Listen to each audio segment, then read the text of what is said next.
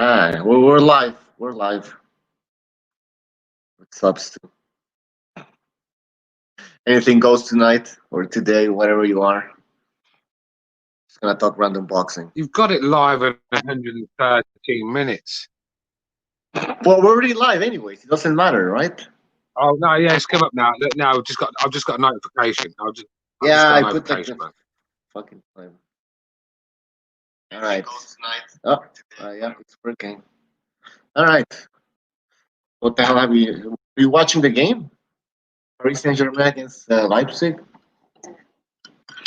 Yeah, fucking shit game, man. Yeah, after the second goal, I was like, "Fuck this shit, man. There's no point." Junior. I hate that motherfucker. Gaymard Junior falling all over the place. I hate that. Yeah, he's good though. I mean, you gotta give him credit, man. He's a good fucking player, but just takes too many dives. He's all right. He's world class, but you know, there's other players I'd rather have than him. I think Barcelona wants him. No, he's too selfish, though, bro.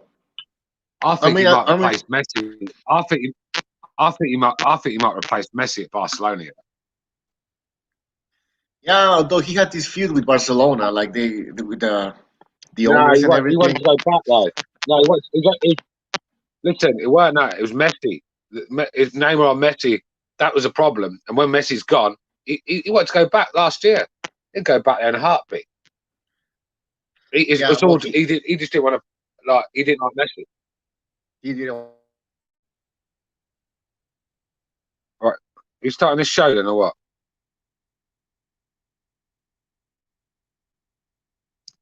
I want to mute my mic.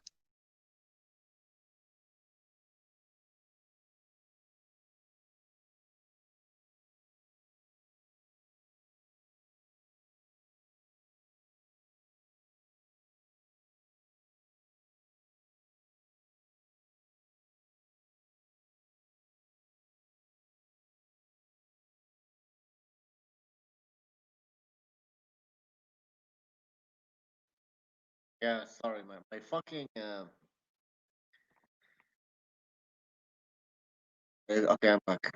Yeah, I don't know what happened with my browser. Something. See, I have restarting it, so that is weird. All right, we have Mike P in the chat, same bit. Ronald Finkel, Wesley Mitchell, guys, welcome to the show. On a show, but also still is like, I guess we should show. Yeah, Paris Saint-Germain going to the final. I always knew they were gonna go to the final. It would be fucking crazy if they play Manchester City, because that would prove that if you have very, very wealthy owners, eventually you will get into the Champions League final. Something's choppy. I can't hear shit. You keep chopping up. Is it me? Is it my internet or yours? I don't know.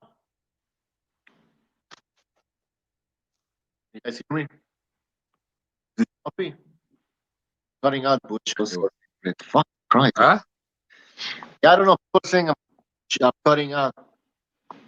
I don't know, man. Is it better now? Nah, you sound like shit, bro. Right. Well, I guess we'll have to. I don't know what we can do then. Well, I'll take. It's just probably a little. You're having a little moment where the internet's bad. I'll take over, and then in a couple of minutes you'll probably come back. All right. Can you guys hear Stu properly? Canadian internet. Can you guys hear Stu properly? Let us know in the chat.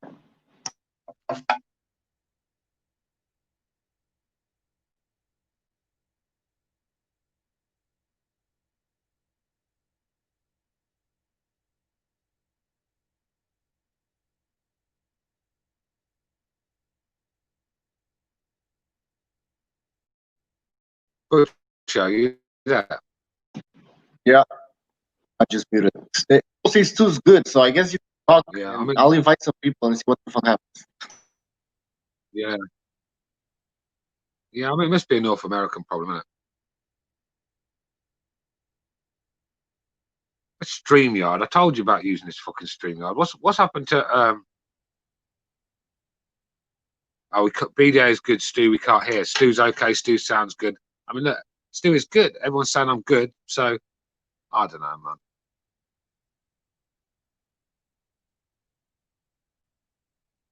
He wants us to talk continuously. I'm not sitting here fucking rambling on all night so you can see if I can hear me or not. You can either hear me or you can't.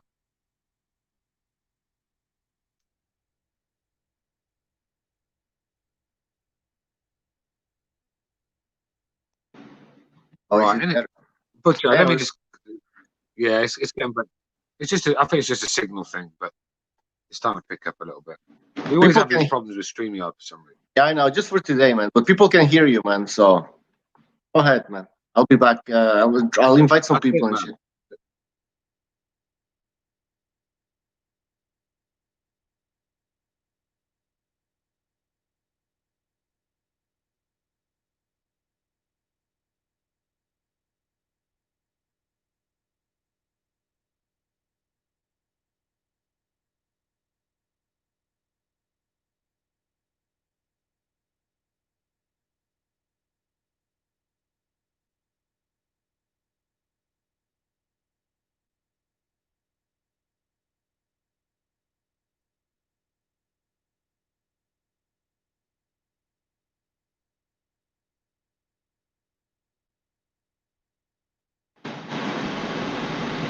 All right. I think people are saying I sound okay now. Yeah, hell yeah. If I sound okay. Now we can hear Stu. Fuck, is Stu even talking? I don't know where he is. All right, I think No. I'm here. Can't you hear me? No, were you talking? Can you hear me or not? Yeah, I can hear you now. What? Yes. Yeah, I can hear you. You're fucking up this show, Butcher, man. Just let me crack on, innit? All right, go ahead. I'm gonna use my phone. I'm gonna use my phone. You keep going. Yeah, that laptop. Whoever sold you that laptop, mate. I mean, I'd go and see him and get your money back. Yeah, let's see what we got in the chat. I was talking to the chat a minute ago. Waiting for it to load up. The internet's terrible. Storms everywhere tonight. Stu is there. Wesley Mitchell's is in the house. Straight G Turo. See, everyone can hear, man. Butcher and his fucking Canadian internet. But as I was saying, yeah, I've been doing a lot of partying recently. Managed to have a night in tonight, so I thought, Butcher said if you want to host, so I thought I would. Here's my chance to. Because I'm so busy going out all the time, partying and seeing my friends and chicks and whatever, just living my life while I'm still fucking alive. If you get what I'm saying. I've not had time for boxing, so this is my night because someone keyed. Well, didn't key it. They stuck a knife to my car and down my bonnet and my wing. Some fucking little rat bastard. He knifed my fucking bonnet and my wing, so I've had to take that in today to get done. So I can't go nowhere. So here I am. So you're getting a boxing show out of me, you know.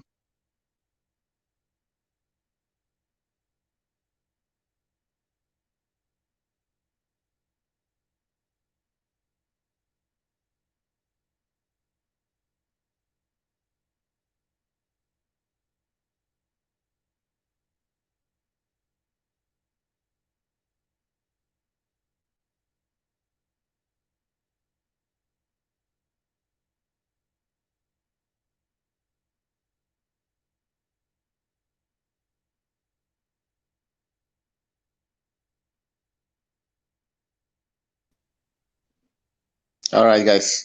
I'm using my phone now, so can you guys hear me okay? Is it better?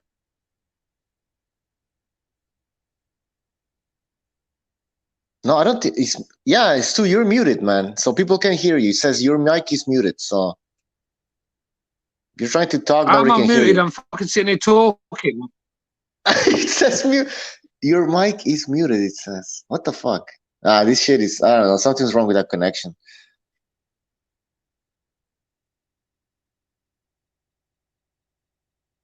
Look, all right. This is. I don't know what's. Yeah. It must be this StreamYard, but look, I'm not muted. Look, just take over for a minute. I need to go to the toilet. But all right. Well, guys, can you hear me? And can you hear me okay? Man, this show's going to shit.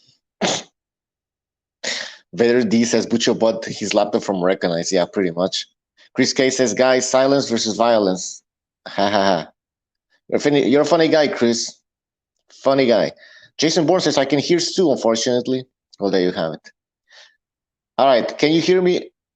Okay. From 1 to 10, how good can you hear me? How good is the sound? Yeah. Okay. I can hear you, Bucho. Okay. Well, I'm on my phone. So, yeah. Well, I guess it got better, man. All right. All right. Well, let's get this party started. John Toop says you get a new computer or something. No, it's the same. Well, when I do the shows, usually I'm on a computer, desktop computer. But right now I'm on a laptop, and I usually use this laptop when I use StreamYard because I'm on the go. But I don't know why this time it doesn't. There's some connection problems.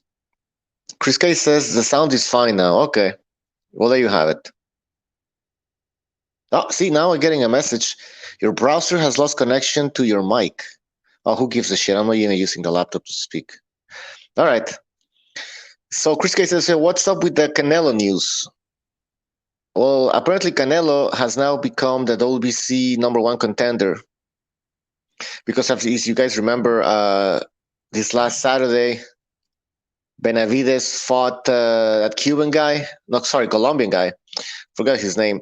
Anyways, so because Benavidez didn't make weight, he lost the belt.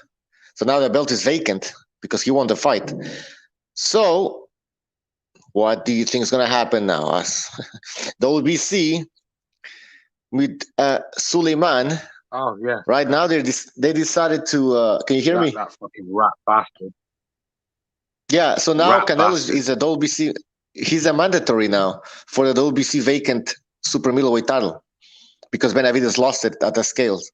So now Canelo can fight for the WBC 168 belt, and he would be fighting Yildirim, that Turkish fighter who got destroyed by that British fighter. What's his name again? Jesus Christ, him and his father. Chris Eubank Jr. Chris Eubank Jr. Chris Eubank Jr. Yeah, I remember he beat that Turkish guy in the World Boxing Super Series. He beat the brakes off that Turk. That Turk he talked a good game, didn't he? Him and his fucking clown. Him and his trainer. I thought, yeah. Well, the way he was going on is like the Ottoman Empire was going to return or something, and then he goes in there and gets sparked clean out by Eubank in 2 rounds. It was fucking hilarious. But yeah, I remember that. Enjoyed every minute of it. Well, Stu, now he's in a position to fight Canelo for the vacant WBC super middleweight title. Can you believe that?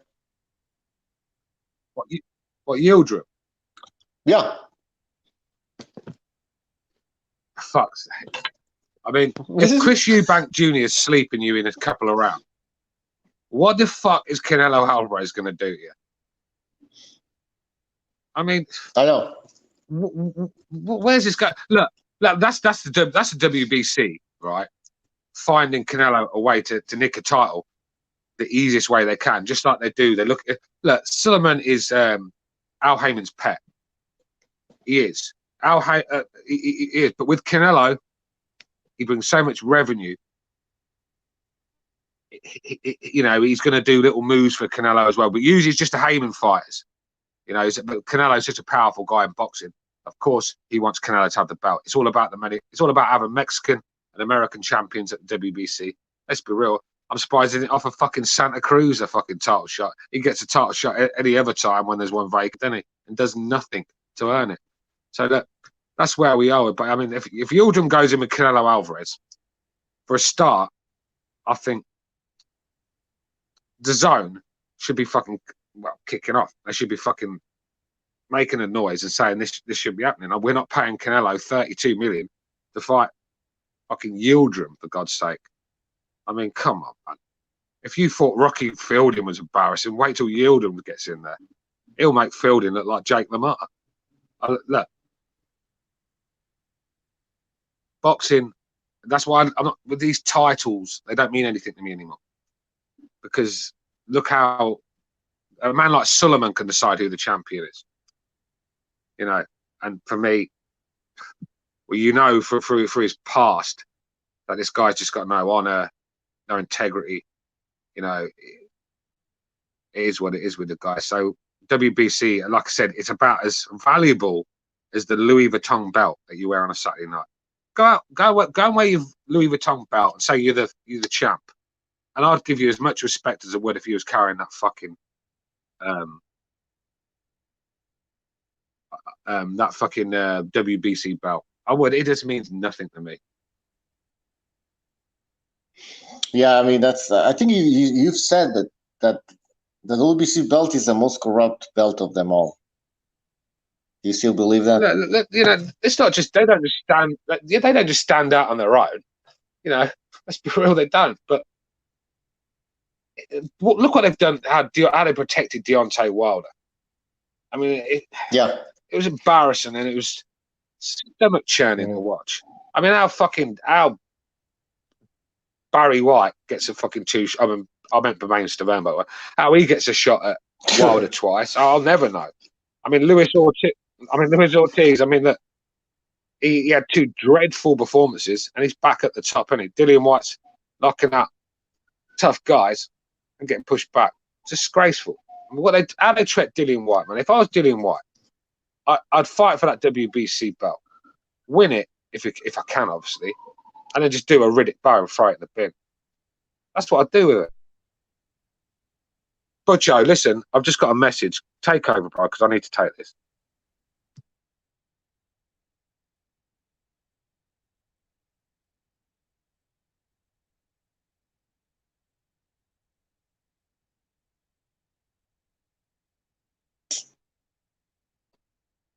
Oops. All right. Yeah. So he doesn't even give a shit about the titles, and neither do I. I don't even know who's who. Like, who has the WBA? Who has the IBF? Oh no, wait, this guy's not a WBA champion. He's a regular champion. Oh no, this guy's a super champion. This guy's a WBC franchise champion. It's getting to a point when it's just one big fucking joke. By the way, Chris K, thank you for your contribution. I read your comment earlier. You said, guys, silence is violence. Right. John Gonzalez says, I'd sooner wear the scarf. What? I'd sooner wear the scarf that's to strangle that person with as a belt than a WBC belt. That's right. That scarf that's too used to choke that woman has way more value than any fucking alphabet trinket out there. Thank you, John Gonzalez, for your contribution. Chad Collins, thank you for your contribution. He says, bloody hell, terrible fight, pure liquid dookie. Hello, BDA, King, Bucho, panel, and chat. Welcome to the show, chat. And are you talking about a terrible fight, the Canelo Yildirim? Yeah, terrible fight. But another terrible fight was David Benavidez against that Colombian guy. I mean, what the fuck? What was that all about? And then on top of that, you don't have a crowd. So it was just boring as hell. And I believe UFC was playing that same night, a UFC event.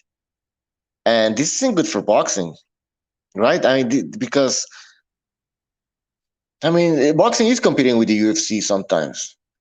And if this is the best the UFC can provide, if this is some of the best fights that boxing can provide, then we are in fucking trouble. We're in fucking trouble. Big Boys Boxing says the WBA is just as bad as the WBC with all these bullshit belts these days. Yeah, I agree. They're all shit. What's the point of trying to compare which shade is better than the other? Shit is shit. Same Brit Sports. I keep thinking I'm Iceberg Slim. What? Well, yeah. What do you guys think about that fight, the David Benavidez? I think he's a very good boxer. Don't get me wrong, but that performance left much to be desired. And now he lost the belt. Didn't make weight. So is he actually moving up to 175? By the way, they already have David Benavidez ranked as the WBC #1 contender. So that means he could fight, if he wanted to, he could fight Beterbiev. So, and that's the thing. I don't think he should take that fight. What do you guys think? He's 23, by the way, right? How old is the guy? 23, 24? Already moving up in weight?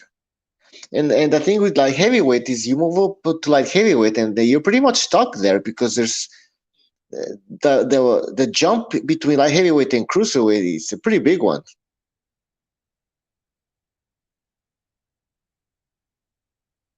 Chet Collins says he's a famous pimp. Oh, okay. Jason Bourne says UFC MMA is winning right now. I think it is. Post-COVID,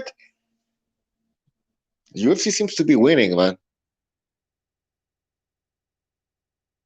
Kenshiro says, do the belts matter if organizations can now make up a new belt just like that? Well, that's the thing. It just gets diluted. The product is diluted. It loses its value. It's not rare anymore, right? That's the thing with champions. Since you have so many champions, right? Back in the days, you had only one champion. Then you had the WBA, WBC, 2 champions, and 3. Now 4. Now maybe more than that. And it's just, what's the point? How difficult is it to get a belt? I'm sure it's still, it takes work to get a belt, dedication and training and fighting some of the best, but it's just not the same as it was before. It's not as special. Now you have to try and unify all the belts, which is basically impossible, right? With all the politics that we have going on. Good luck getting all 4 belts. I mean, Golovkin almost did it, but he was close to doing it. Got robbed against Canelo, and Billy Joe Saunders had a WBO belt. I don't know what the fuck he was doing. Now then he lost it. Now Andrade has it, and he's not doing anything impressive. And then Canelo moved up in weight, and that's it. All the belts got separated again.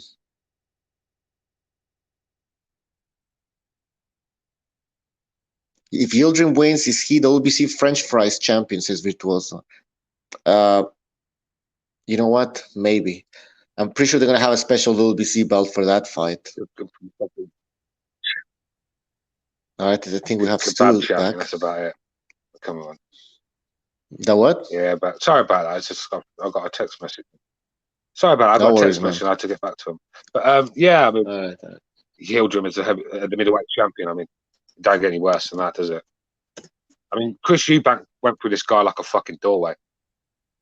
He did. I mean, he looked like his fucking dad in there that night. Stu, I thought we would never see him again. I thought we would never see that guy again. Yildirim after that fight, I was like, that's it. Yeah. Like... Well, I was hoping we wouldn't, but unfortunately, here he is. But like you said, it's like I think Steve Kim or somebody retweeted. Like, sure, I mean that fight is mandated by the WBC. That doesn't mean it's going to take place because the zone, right, has to accept this fight. And like you said, Stu, I mean, is the zone really interested in this fight? They're paying Canelo all these millions of dollars. No chance. And this is what they get. No, they want Golovkin, mate. That's what they want. They want some money back. Look, he ain't going to fight Yildirim. And the thing about Canelo as well, don't really care too much for belts. He don't really care too much for belts anymore, which is a good thing. He'll hand that belt back if he has to. So I wouldn't worry too much. I mean, Canelo, is he really going to get people excited for a bout with Yildirim? Come on, man. Come on.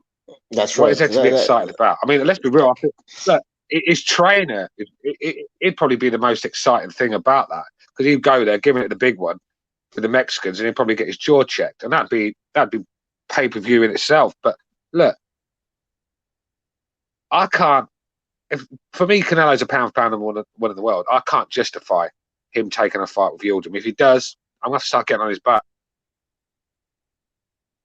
Right. You can't defend that fight. Nobody wants to watch it. We already got Canelo against Rocky Fielding. It was his DAZN debut. Fine. I mean, it was still unacceptable to some extent, but okay, fair enough. His first fight. Now it's gonna be, I think, his 3rd fight with the DAZN or something like that. Like he cannot be fighting these type of fighters. It's embarrassing, man. All right. We have Kenshiro, by the way. Kenshiro, go ahead. Oh, hi, guys. Yeah, I mean, today when I got in from work, I watched a YouTube video. I think it's called Talk with Ade. I believe that's the title. Basically, it's a dude from England sits on a green leather chair and just talks boxing. And he was talking about Tyson Fury and AJ that now AJ saying, well, if Tyson Fury drops the belt, I won't fight him. I'll fight basically the guy who has it, which likely could be Dillian White. And I'm thinking, well, you know, why? And he's talking about how AJ saying, well, I want to be undisputed. And Ade saying, well, the big fight, the main fight is Tyson Fury. And if you then fight Dillian White for it, I guess, yes, you'll be the undisputed. But then people say, well, you're ducking Fury now because... Yeah, how did, the thing is, Ken, how the fuck can anyone call themselves undisputed champion without fighting Tyson Fury, who's basically, well, he's a WBC champion. He can have that. Look, forget about that. He took them belts Joshua won in the first place were Fury's belts. So we gave him that pass, but you think we're going to give him a pass for ducking again and sneaking belts that have been handed? Look, how many belts does fucking Anthony Joshua want handed to him? Why don't you go and try and win one? That'd be nice. Come on, man. Yeah, it's just I mean to be fair, no disrespect. Look, he didn't take that. Look, even that WBC. Go ahead, bro. Yeah, no, brother, no disrespect. He's already lost to Andy Ruiz, so it's not exactly he can, you know. At least Fury still got an L on his resume. So I'm thinking, well, if in my opinion, if Fury beats AJ, to me that's it, mate. It's over and done with. Fury is the undisputed, and that's. I mean, I don't know how much more Fury than wants. Whether it's just going to be for the Wonga, or he can just retire off into the sunset. I don't know, but AJ to me, I don't know if he's ducking Fury now, just so he can just, you know, another excuse potentially. Look, Tyson Fury needs boxing a lot more than he thinks. The day that guy quits again will be the day. He'll be walking around looking like fucking Rikishi. Yeah. Look, mentally wise, physique wise. That guy, he's one of. I've got mates like him where they look quite strong and powerful when they're in shape, but when they don't go to the gym and start getting pissed up too much and they start putting on the weight, they fucking swell up, look a mess. And Fury's the same. Look how terrible he looks when he puts weight on. Right, this guy needs boxing to keep his mind fresh. To keep he's got a lot of. Let's be real, them travel boys, mate. They're all on the fucking gear, right? Yeah. He's easily led, Fury. You know, boxing's keeping him away from that sort of crowd, that sort of. I think he needs to be around the Sugar Hills of this world, who you know, them sort of guys. That's who he needs to be chilling with, not fucking Billy Joe Saunders and people like that. You know. Yeah, so I think Tyson. Everyone keeps saying he's going to retire, but he won't, because he's the sort of guy that he'll say he'll retire, and then he'll sit at home for a week or two, and he'll be lost, and he'll come back. Yeah, but obviously he can't keep boxing forever. So either he will have to be in boxing in some sort of capacity, whether it's a trainer or a promoter or something, or because obviously he's 30 or whatever now, so he can't be boxing for what 5 years more, maybe 10 at the very maximum at the top. But sooner or later he's gonna have to retire, isn't it? When today's game, mate, today's game, 38, 39, 40, you could still be at the top of your game. Klitschko will tell you that. The thing is, it's one day you'll go in the ring at that age. The thing is, when you're that old, you'll be beating everyone, looking good, and then one day you'll turn up, fight some guy, and it's all gone. There's nothing. It just disappears, and then you look old. You can look old overnight, sort of thing. And I think that's the problem. But look, he's got years left in the ring. But he's young. 30's young for a heavyweight, man. 30's young. Yeah, it is. Yeah. But I'm just thinking, after, let's say if he beats AJ, what after then? Incentive wise, Usyk. I don't know. No, incentive wise, that's it, man. I guess he could retire. But by the way, Mike P, thank you for your contribution. He says, "You guys think Fury ducking White?" Yeah, we're discussing this basically. But yeah, like if he beats, I mean, how many big heavyweights do you have? Like popular heavyweights, you have Fury, Joshua, Wilder. I don't even think he's that popular. But the thing is, though, in a couple of years, right? In a couple of years, Fury v Dubois is a massive fight in the UK if Dubois keeps winning. You know, that's a massive. He's got to do. Look, if Fury wants to be up there with the greats like Lennox Lewis, all these young lions that kept coming through, he kept facing them and doing the job on it. I mean, even Vitali, he even beat Vitali at the end of his career. I mean, look, he fought them all. He was fighting the Michael Grant in this world, the young Tommy Morrison, the Shannon Briggs that were knocking people out. trust me, I used to watch all of Lennox's fights, and he fought anyone, any age, and that's what Tyson's got to do.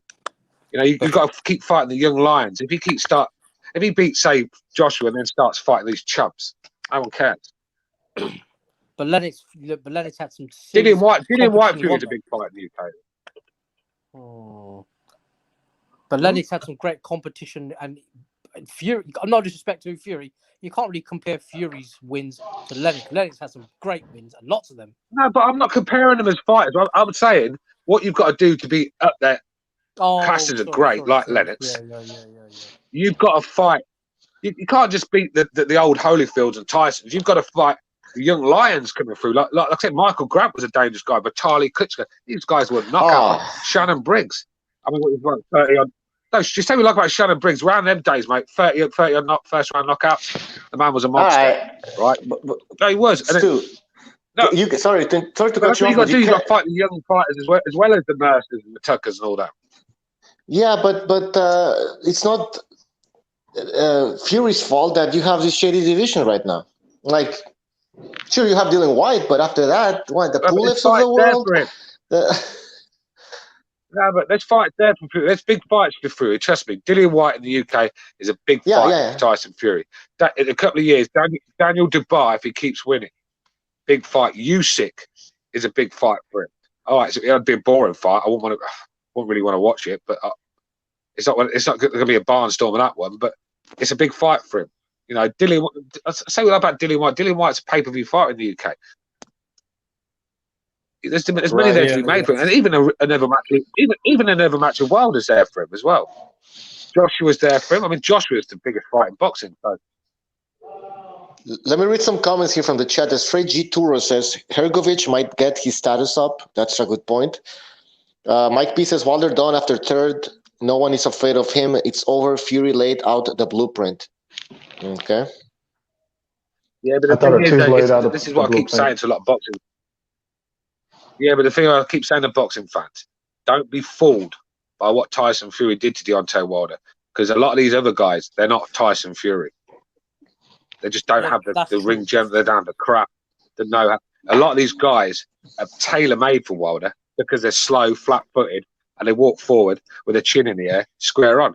It's perfect for Wilder. And let's be real. Tyson Fury, look how elusive he is. Klitschko couldn't tag him all night. So don't, just because Tyson Fury did that to Wilder, don't think that all these other guys are going to do it. That would be my advice. Do you think Dillian White's style is tailor-made for Deontay Wilder? The thing with Dillian White, he's the sort of guy that's going to come to fight and push Wilder back. And if he lands that left hook, Wilder's sleeping. We all know that. So it's one of them where whoever lands first on that one for me. You know what I mean? It's not like, I don't think boxing skills are going to be the key in that one. Wilder's not going to outbox Dillian White too good. Because Wilder he's not really that sort of fight himself. And Dillian White's horrible to watch, isn't he? Let's be real when it comes to technique. His footwork's all over the place, balance. He's always falling short. No, it's true though. He's always falling short. He's always throwing these fucking shots from strange angles. He can be quite ugly on the eye, but he's all grit, heart, determination. And that if that left hook lands, it's sleep time.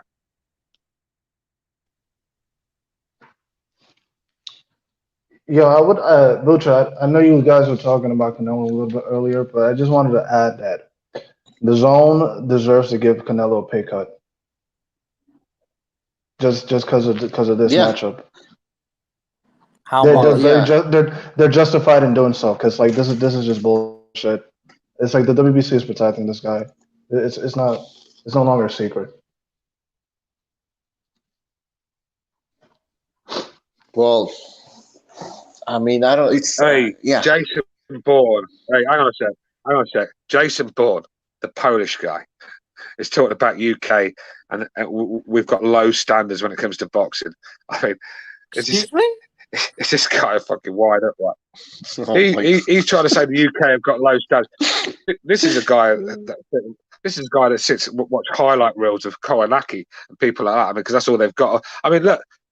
I actually do enjoy watching some Polish fighters fight. I do, especially Andrew Galata when he was getting fucking wrecked in the round by Lennox Lewis. Can you remember that face? Yeah. So that's the standards I set, you know.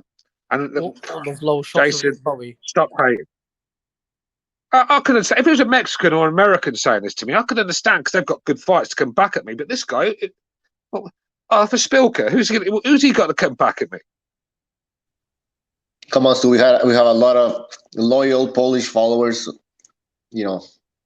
Look, I love my Polish brothers. Look, I love my Polish brothers. Look, I love my Polish brothers, man. I chill with them in my hometown. I go drinking with them. Like, I do enjoy being with the Polish. But this guy, he wants to knock the UK fighters and our standards. But this guy's hanging on to fucking the Arthur Spilkers of this world. I don't even know any. Who else is there? I don't know anymore. I don't know anymore. That's about it because they were irrelevant, aren't they? All right. Stu, forget about the chat, Stu. Forget about the chat.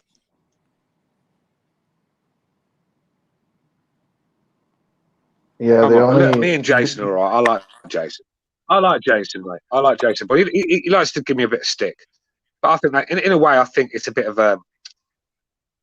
He's in awe of me a little bit. So I think if I respond to him on a street, it makes him feel good about himself. Oh, Stu responded. So I don't mind responding to Jason.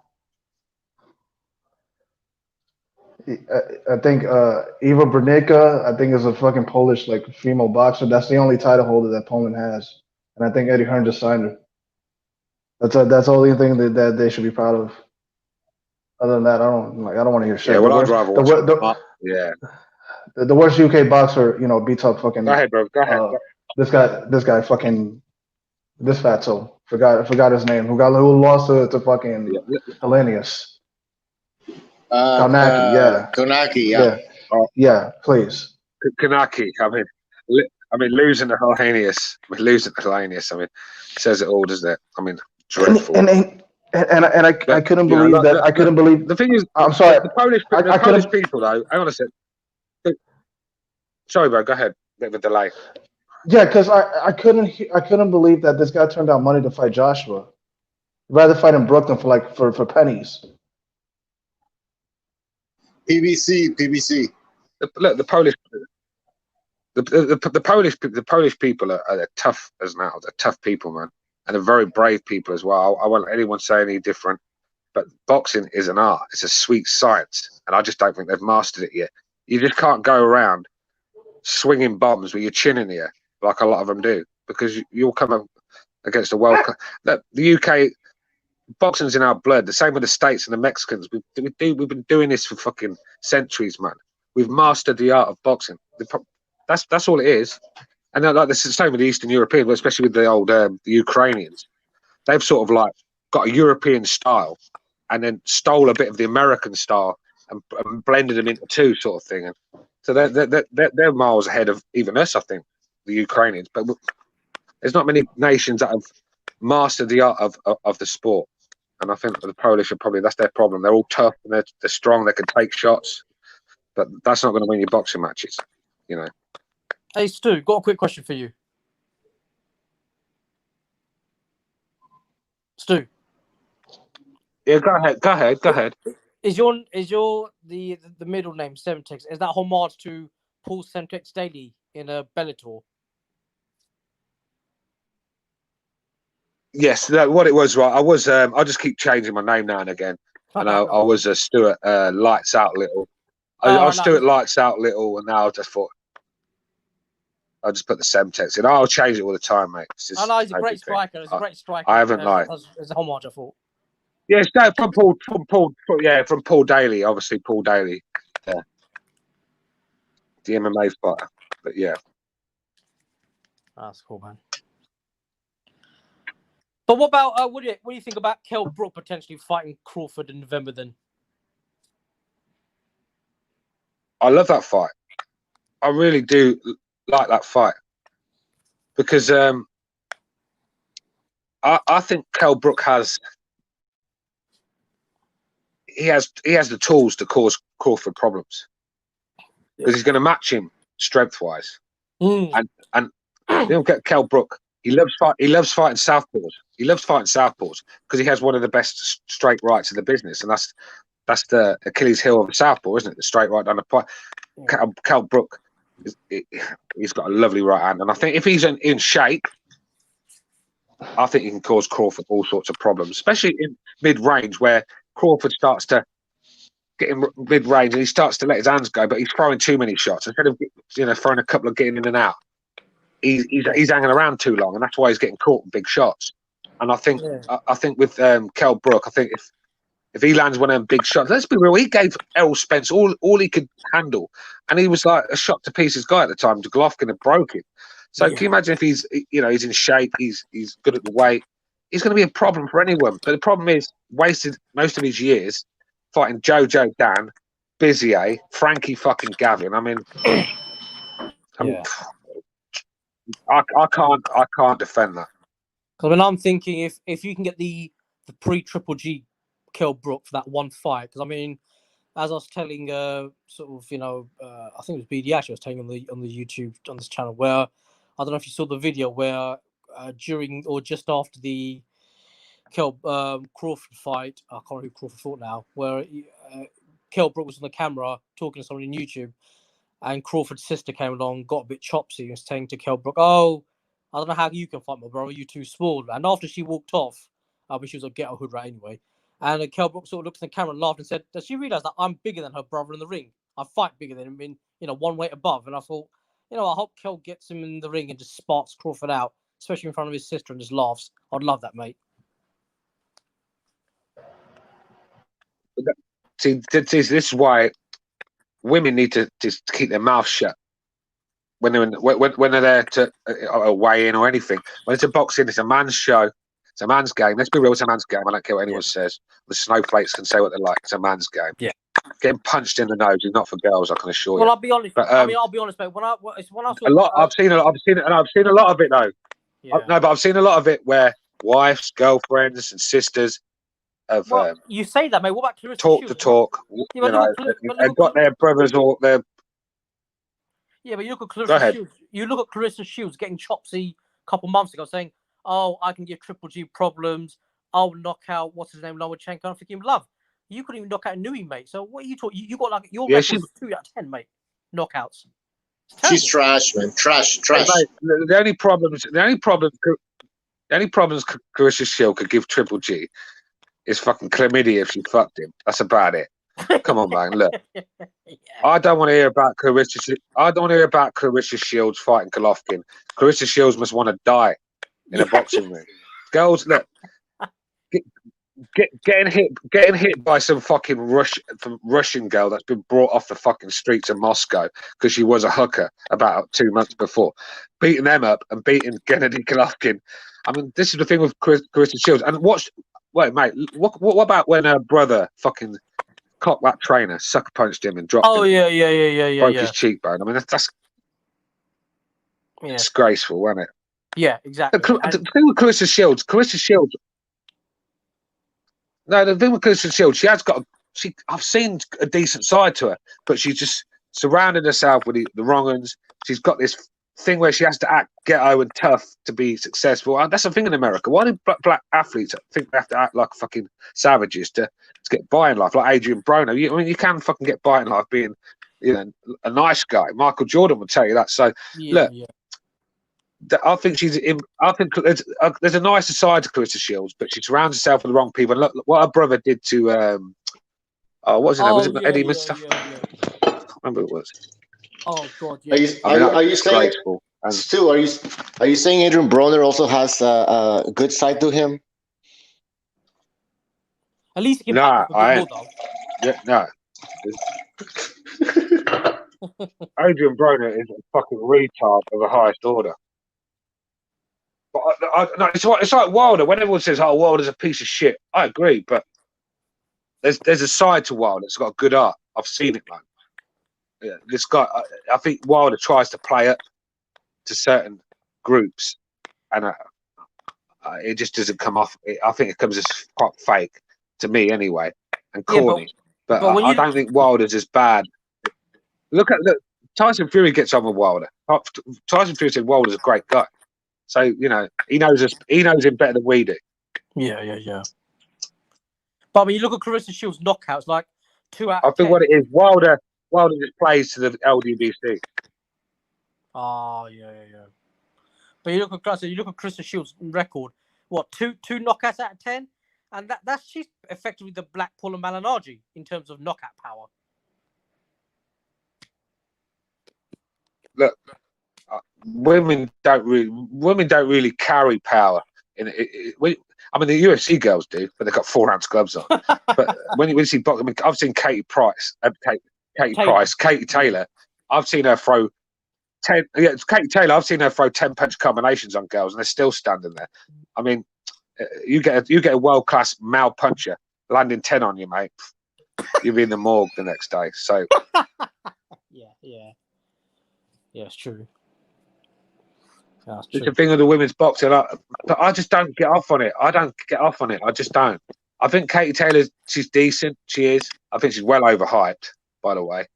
Well overhyped. But I think she's a good fighter. She's proved that. I think Shields is a good fighter.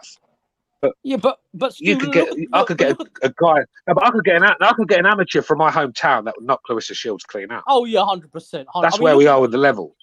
Well, look at that fight. You guys must have seen it. Was it a few weeks ago where they got that female fighter who had like a 5-0 record with 8 rounds in, and she got sparked out in like about 6 seconds after like a 7-punch combination, and everybody's like, "Why would she even pick to fight?" Well, yeah. you assholes picked her, so why you try to make it look like that? Everybody's frightened now.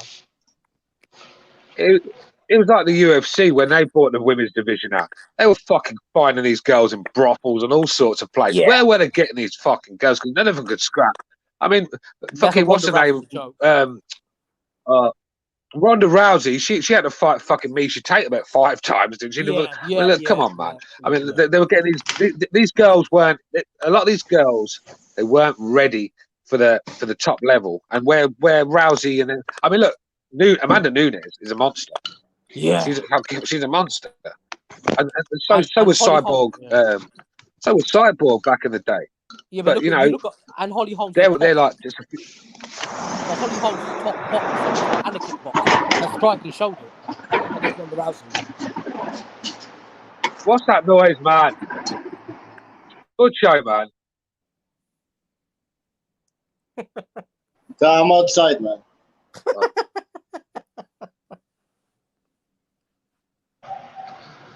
So Butcher looks like a fucking Pakistani cricket with them shades on. About the pilot of the helicopter, but anyway, I saw Katie Taylor fight for Sun last year, man, and I was on that undercard of Ruiz and Joshua, and I gotta be honest, I wasn't that all impressed. I mean, it looked sloppy from the very beginning. Like there was barely no measuring of distance with the jab, nothing. They just went at each other's throat, and I could see that happening again this weekend. Yeah. What's the card then? What's in the card? The undercard. Shit. Now that you told me. Because I've stopped watching TV. You see, so. I've stopped watching TV. Because I just can't be done with hearing about racial divisions and the coronavirus. I've had enough of it. I don't want to hear no more. So yeah, I've turned the fucking TV. I don't even have a TV still. What I actually do is I put it on earlier to watch the football, but that was dreadful as well. But yeah, I'm well behind with all this sort of stuff. All I know is that White's fighting for Vetkin. I saw that advertised, but I don't know who's on the undercard. Is the super middleweight bout is Jack Cullen versus Zach Shelley, and in the welterweight division, there's Luther Clay versus Chris Congo. That's for the WBO Global Welterweight title. Never heard of it. What? And then and Alec Babic versus Shondell Terrell Winters. That gets me excited. That one. Yeah, I'm not. I mean, I'm only going to tune into the co-main. No, yeah, I mean, is that it then? Is that what we've got to look forward to? Is that the undercard? Yep. And where's the venue? Is it true it's Eddie Hearn's backyard or something? Yeah. Hey, a fight mate, camp. he could put that in his fucking garage, and he could put that card in his garage, and he still wouldn't fill it. I mean, look, dreadful card, really is. I mean, look, I'm a Dillian White fan, so I'm going to get it because I always back Dillian White because Dillian White always puts on a show, and you fight any man. I like the way he goes about business, so Dillian White's my man. I'm going to pay for it, but that is a dreadful card. It really is. And Eddie Hearn had the nerve. And I suppose that's because they're going to lose revenue as well. They're going to lose a lot of revenue with a lot of people are not going to sign up to this. They don't want to watch fighting in an empty room, do they? And they don't want to see that undercard for a start. And I think Eddie Hearn's probably thought, I'm going to lose money on this, so I'm going to have a weak undercard. But yeah, you know what the funny thing is. I tell you the funny thing. I saw highlights of an MMA organization in Japan the other day called Rising. And their arena was pretty much full. Like they had about, I don't know, it's a small arena, maybe 10, 15,000. And I thought, hang on, how comes these arenas are bloody full in Japan in MMA fights? because the Japs don't fucking go by the rest of the rules, do they? You know, the Japs and the Chinese have always been, they do their own sort of thing. Obviously, the Japs have to fall in line certain times when the Americans start fucking throwing their toys out the pram. They have to. But the Japs just this virus. But this virus, like I said, I don't want to get into this because it upsets a lot of people. But I smell a rat with this virus. I think the Japs probably, because the Japs are smart people. Let's be real. They're not fucking brainwashed zombies like we are in the West. They've probably cocked it and thought there's something not right with this. I mean, let's be real. If they're going about their business, they've got less cases than we are, and we're sitting at home with fucking masks on. So. Yeah, it's true, actually. But I tell you what annoys me is with Eddie Hearn running his mouth off about Lomachenko and Lopez. And I'm thinking, mate, that to me is a pretty good card. And, I mean, what about your opinion, Stu? That, I mean, to me, I can't believe the LDBC are actually saying, oh, Loma's scared. I'm thinking, well, Loma's giving up part of his purse, mate. How many of you scumbags would do the same thing to get this fight on? Yeah. Loma will never get credit off them lot because he's the guy that's basically... He out of all the fighters to take a loss, he'd be the one they'd want. For some reason, I think they see him as the poster boy for white boy boxing when it's not the case, but they see it like that. And because they was always trying to put these monsters in front of him. Oh, wait till Walters gets hold of him. We all know what happened there. Wait till Rigondeaux gets hold of him. We all know what happened there. You know, so they're running out of guys, and they've all jumped on Teofimo's nutsacks, haven't they? But fuck me, he's as white as I am, isn't he? Yeah, but look, yeah. The thing is that they'll never give Lomachenko credit, so you got to forget all about that. This is a good fight. Lomachenko's fighting the most dangerous guy he can fight, really. You know, and that's what, and he always has done that. Let's be real. Yeah. He always has done that. So I think if he, this is going to be a very good name on his resume if he can come through this in style. Let me ask you, though, my friend, if he gets through, which I hope he does. Probably make one. Let me ask you, if he gets through, which I hope he does, what would you say if you was Loma's manager? Say, what's the next stage in your life then? What belt or what division then would you say? Well, fight. I'm telling you now, he doesn't want to be anywhere near that 140 division. Oh, Josh Taylor. They're too big, too strong for him.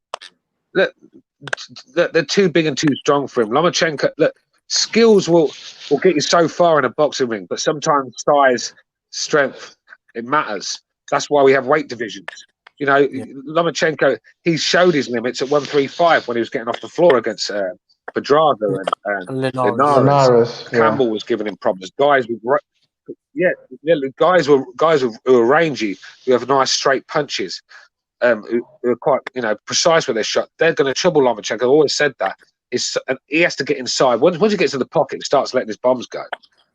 These guys are falling to pieces, but he doesn't do it enough. He tries to sit on the back foot, looking at Flash, looking at the Matrix, sometimes getting outboxed. Even though it doesn't look like it because he's doing flashy stuff, but he is getting outboxed and out jab sometimes. So for me, Lomachenko, 135 is his max for me. I think if he goes up to 140, the guys like Josh Taylor, even Prograis be a nightmare for him because Prograis busy and he's just throwing a lot of shots. Lomachenko's he's gonna walk into them all night. So what are you trying to say? Tank Davis? I know Lomachenko's a great fighter. Yeah? You think Tank Davis, David Haney, Ryan Garcia? Who would you say is next then? Who for Lomachenko? Afterwards, if he beats Lopez. Hey mate, if I was Lomachenko, I'd worry about Teofimo Lopez before I worried about anyone else. No, you that's can what I said. overlook an opponent. And That's what I said. If he wins, who would you say is next? well, I'd like to see him in tanking there, but I just don't think Floyd's going to take that.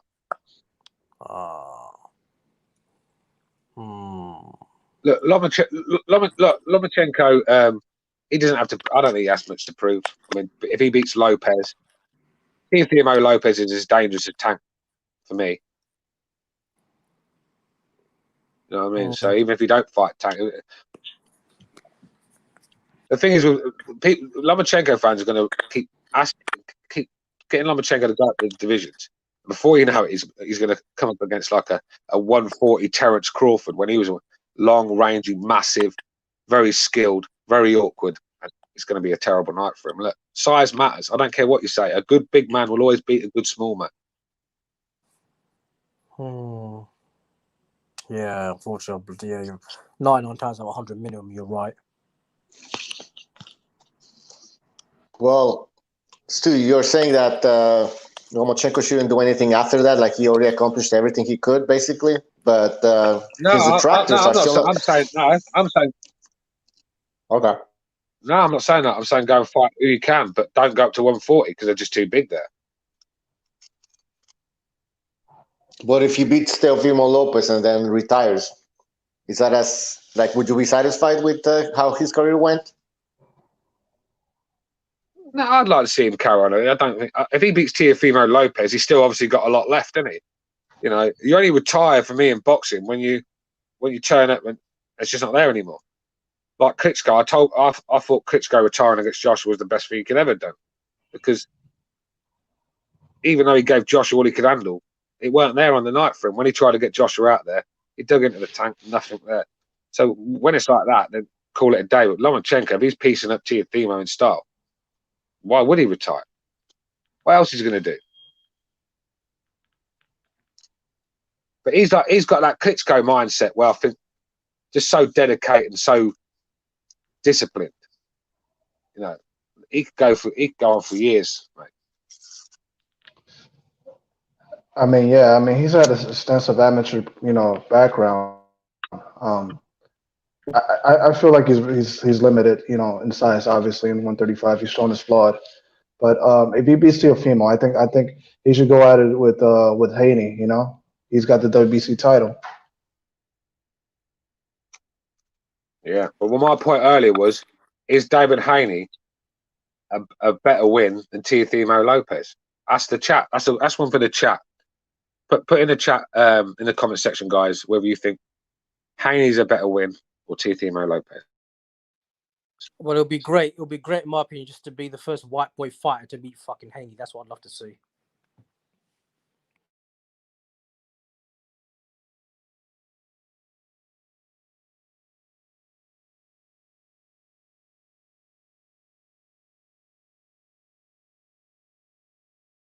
Look, there's people saying, someone in the chat just said, Loman gives Regis Prograde 3 times less than Josh Taylor did. But how?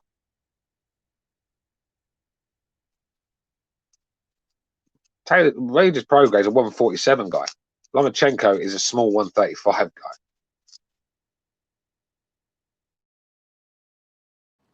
And is it big or Pacquiao's bigger than Lomachenko? Or am I wrong, height-wise? Sorry, not bigger, smaller. Is Pacquiao smaller than Lomachenko? Pacquiao's a lot bigger than Lomachenko. What, height-wise? Pacquiao's fucking head weighs the same as Lomachenko. So I think I read on Wikipedia Lomachenko's 5'7". I don't know how correct that is, but I thought Pacquiao's maybe the same height, maybe an inch shorter actually. Yeah, but 5'7". Canelo's 5'8". Well, look, he'd fucking murder Lomachenko. Come on, man. It's not about the height. It's about the frame, the reach, the size, the strength. That's why we have weight divisions. At some weight, we go at 4 or 5 pounds, and fighters are struggling. The only reason Pacquiao got away with what he did because he's a genius. And Lomachenko, but Pacquiao had attributes that would help him in the 147 division, where Lomachenko's reached his limits at 135. He has fucking made hard work at Linares, made hard work at Pedraza, made hard work at Campbell. You know, and that's not because he's lost it. It's because he's getting tagged up trying to get inside.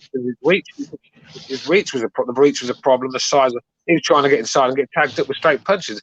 Look, Lomachenko, put Lomachenko down at 130. He fucking destroys anyone. Anyone. So you're saying basically, unfortunately, due to his T-Rex arms, that's the reason why. No, I'm just saying size. Size will be a big difference in the ring when he fights a 140 guy. Look how big Linares looked in there with it. No, that's true. That's true. Lomachenko's tiny, man.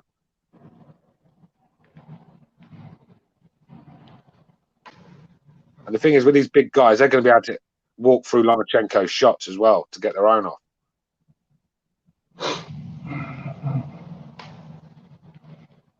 Lomachenko, if he was going to go up to that, I think all fighters have a limit. Man. All fighters have a limit. I think he's reached his. That's it. And he doesn't need to go up anymore. He's not proved nothing to me by fighting them guys. Fight the guys that you should be fighting. Yeah. I think if it's not David Haney, I like to see him fight Tank, but like Tank is the most protected fucking fighter in the fucking to me in boxing right now. I mean, are you talking about saran wrap, bubble wrap, mint condition, that kind of protection, secured in a vault? I'm wondering if Lomachenko could even go down to 126, and if Inoue comes up to 126, would that be a bit of a money maker as well? Go up like how many weight classes? That's like 2 weight classes for Inoue. I don't know, man. Yeah. He might get slower with the added weight, so that I don't feel that's possible. I feel like if he felt like he accomplished enough in 135 and lightweight, go back down to 130 and fight Bichelle, for a belt, because he's a top ranked fighter, or Oscar Valdez, if you're feeling lucky. No, that's true. Yeah.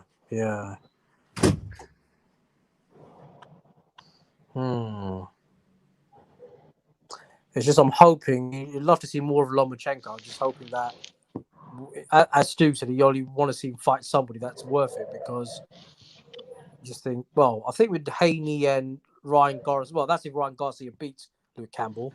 Oh, that's probably dead in the water otherwise. So wondering what is Loma maybe got 2, 3 more good foreseeable fights right now we can see. It's kind of like, yeah, I would say right around that number. I would say four good fights. I mean, because you gotta look and consider his amateur background. Like he started a pro like at 25 and hit the ground running. So I'm like, I feel like he's in like he's on borrowed time. He doesn't have time. That's why when Teofimo was kind of dragging down the negotiations, I'm like, there's no way that he has time for that or the patience for that.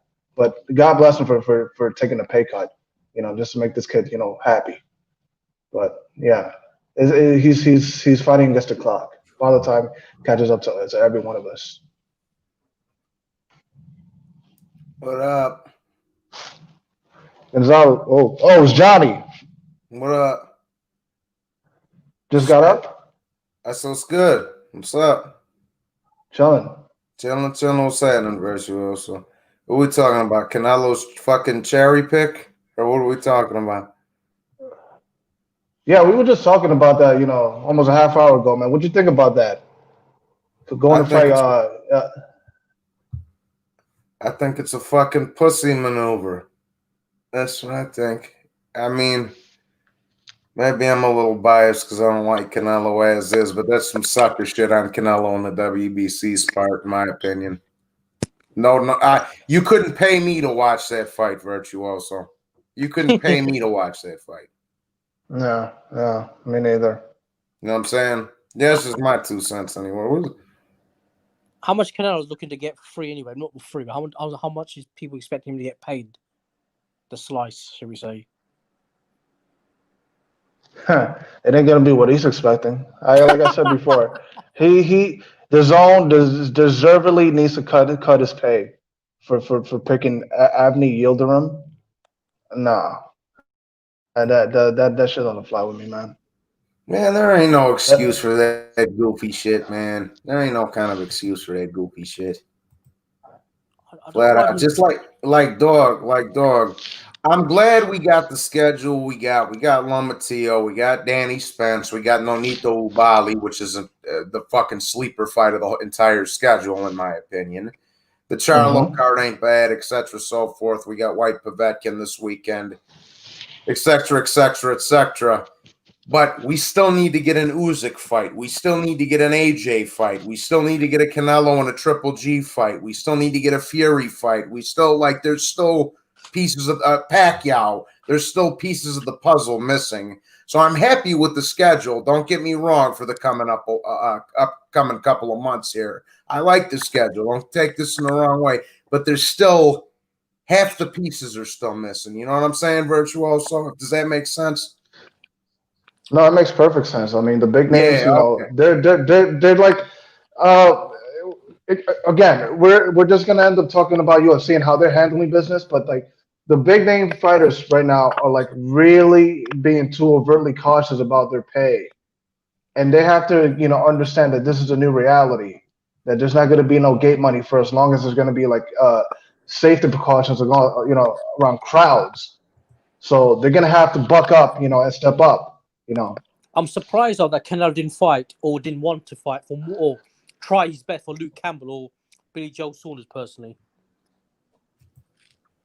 That was Yeah. supposed to be the original plan, was it? Before the whole pandemic hit, he was gonna fight, uh, Billy Joe Saunders in May. Yeah, But but does he want to fight for in front of gate money? Is that why he's prolonging them for? I gotta tell you, man, I don't know, man, but it's like it's not gonna bode well for these guys, man, because like you're gonna develop like I think ring rust is real, man. I think you lose a bit of your step, man, and you gotta be in shape and keep sparring, just fight, just get busy, and sharpen your tools, or else you're gonna look fucking slow as fuck. But so with Canelo's contract, it's 11 fights, $333 million. So silly question, he doesn't get like 33 or $30 million per fight. Is it based on the popularity of the fighter and how good they are and stuff? I assume. Well, yeah, the name matters, you Right. know. Right. I mean, the Otherwise, you reason can't why even the watch. reason why they paid him and Golovkin, fucking boatloads of money, is because they were expecting they were gonna get a super fight on their platform. Right. Otherwise, you just fight 11 bums.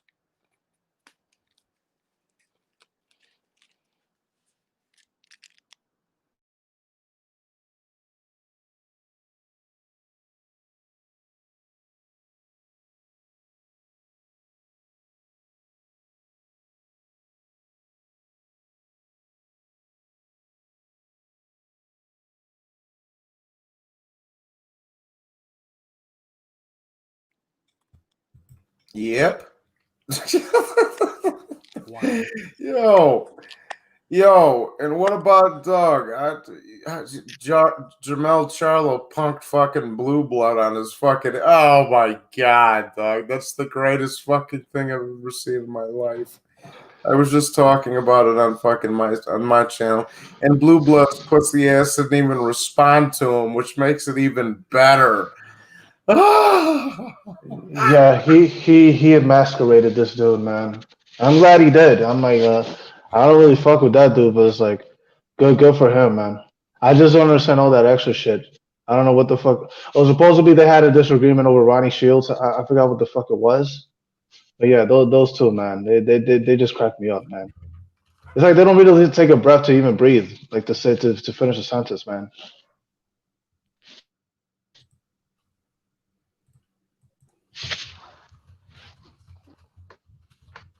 Let's see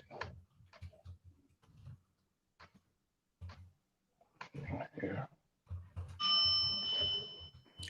What would you guys say is next for the two Charlo brothers anyway?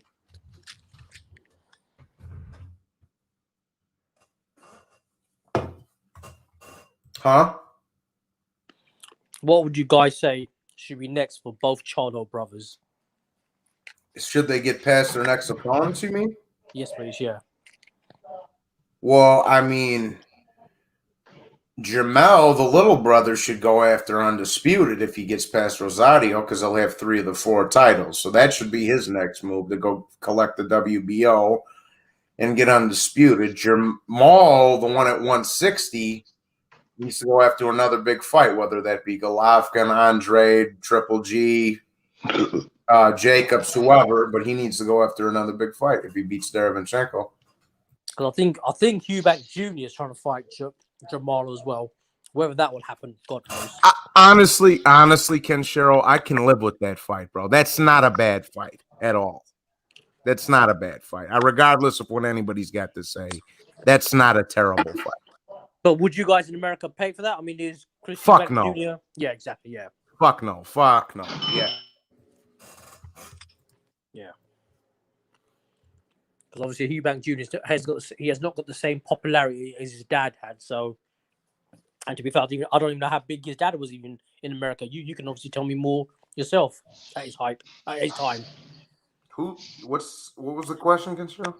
Chris Eubank Senior. I don't even know if even he was that popular that time when he. No, I mean he was moderately popular, like a Danny Garcia or something like that. He wasn't a fucking superstar like I'm sure he was in England, you know. But yeah. I don't know. You would think with all this pandemic stuff that boxing would try to work a bit harder or a bit differently, just trying to get fights going on. Because, as you know, Bucho said, UFC, I got to give them props during this pandemic how they're handling their business. Yeah, Johnny boy, you're a big UFC fan now. yeah, I am. So, can you think that UFC is doing a much better job, right? Post pandemic, that they're getting the better fights put together and everything. They're just no. Well, after the PBC released their little schedule, and now we got Loma Teofimo. Now it's starting to even out, in my opinion, Bucho. That's what I'll say to that. Right off the pandemic, though, UFC was whipping their ass. Yes, I mean, because they only have 8 fucking belts over there, and they had 6 title fights over June and July. So, yeah, the past couple. Okay, but here's here I'll say. Let me. This is the best way I can put it. The past couple months, yes, they've been kicking their ass. With the schedule we have now it's evening out, and boxing is going to be the better to watch. Here's another question. So, Spence against Danny Garcia, I believe that's a pay-per-view. Tank Davis against Leo Santa Cruz pay-per-view. So, this type of fights in the UFC, would they be on pay-per-view? They're all on pay-per-view, and they're the big one. Well, that's the thing. If you consider Spence the number 1 welterweight, then yeah, because they put the number 1 welterweight on fucking UFC on all the time, and his fights suck. Usman. So, yeah, the Spence one would. The Charlos and shit, fuck no. Loma and Teofimo would definitely be on pay-per-view if that was a UFC fight. If that was the UFC lightweight champion of the world instead of that shit would definitely be on pay-per-view. So let me say this. Spence and Danny would, Loma Teo would, the Charlo card wouldn't be, and the Tank Davis card wouldn't be. If you switched all that to UFC, Bucha. So good or bad? I agree 100%. By the way, Evan Deere, thank you for your contribution. He says, Colby. Colby Covington's a fucking pussy. I don't even know what the fuck that means. Well, he was a fucking title challenger to Usman, and he boxed the shit out of him last December. And his maggot ass, is pretty much irrelevant right now. So I don't even worry about him. All right. So the UFC, they have a lot of pay-per-views, and Do people complain about the fact that some of these fights are on pay-per-view when maybe they shouldn't be, or is it because the UFC has better cards overall that so people accept, a main event maybe not being as exciting? See, Bucho, what they do is they stamp the card with names. See, the UFC is like one entity that dominates the MMA market, and they employ a lot of people, so they're able to do that. Boxing, not so much. It's more top heavy. Yeah, because obviously you got the main fight in boxing, and then a handful of underhanded cards. You can't really compare. Yeah, you're right. UFC, their cards are stacked with sort of the same type of caliber of fight to a degree. 3, 4, 5 of them. Yeah. All right, because listen, Danny Garcia against Spence Jr., in my opinion, it's not a pay-per-view, and I don't care what the fuck the card is. I don't even think Spence, is he that big of a star, in your opinion, to be headlining a pay-per-view? It's like they're trying to shove it down our throats. Like, oh, here's a pay-per-view star. Here, Spence Jr. Pay to watch his fucking next fight. And on top of that, against Danny Garcia, nah, man, I don't think it's a pay-per-view fight. And we're getting so many pay-per-view. Hey, remember when the PBC was supposed to be free? Remember 5 years ago?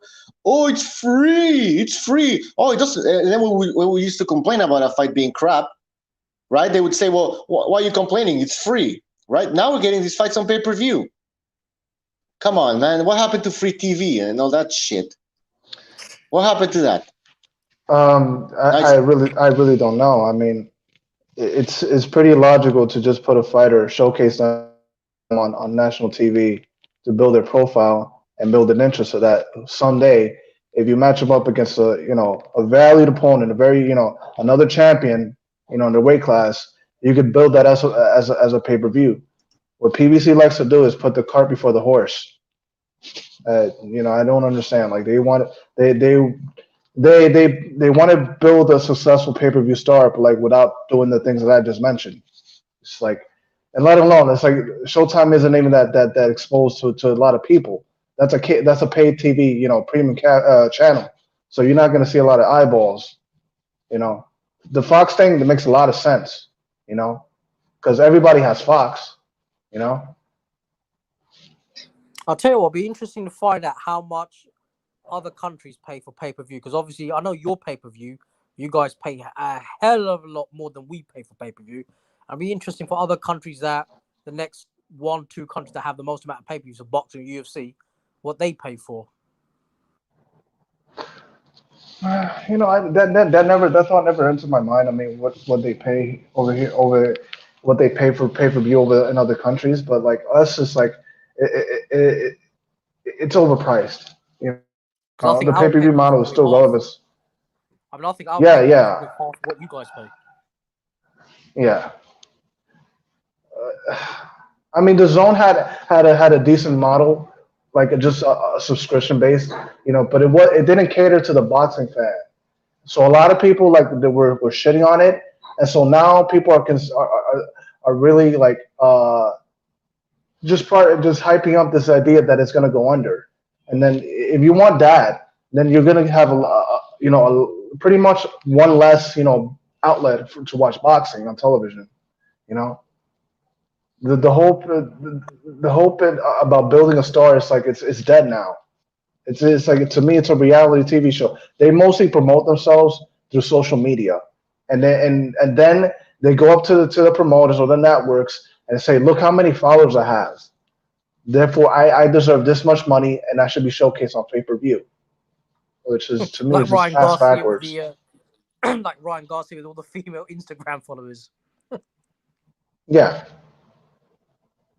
But we don't know exactly how many of them actually purchase, actually tune in to watch, versus how many of them just follow him because of his good looks,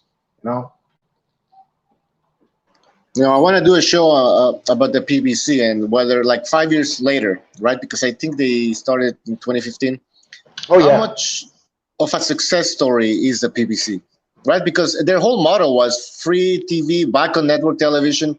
Obviously, that failed. And so what have they become now? Well, they had a few fights on Fox on the first half of this year. And then now it appears to be that the second half, it's back on Showtime and 3 pay-per-views. Maybe a fourth one if Wilder fights Fury. So what does that tell you about the PBC? You know, are they a successful story or what happened?